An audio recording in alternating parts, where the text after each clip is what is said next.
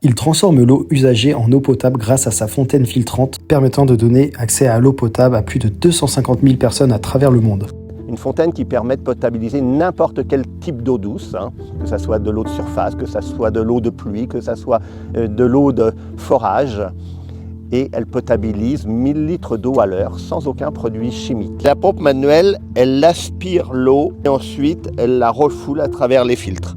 Et cette eau-là va ensuite passer dans un premier filtre, 60 microns, puis dans un deuxième à 25 microns, dans un troisième à 5 microns, pour enfin passer dans un filtre céramique à 0,2 microns. Et derrière, on a notre robinet qui nous délivre de l'eau potable, l'eau de départ.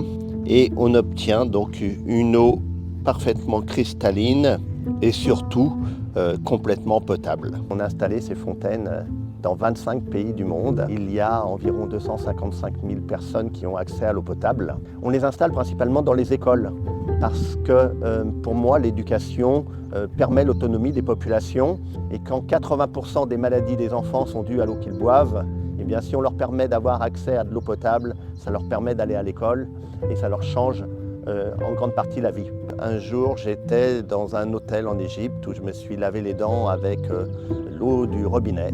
Je n'ai pas consommé l'eau, mais j'ai attrapé une septicémie qui m'a détruit ma valve aortique et on m'a fait une greffe humaine. Suite à cette expérience, j'ai fait un burn-out qui a duré 2 ans et demi.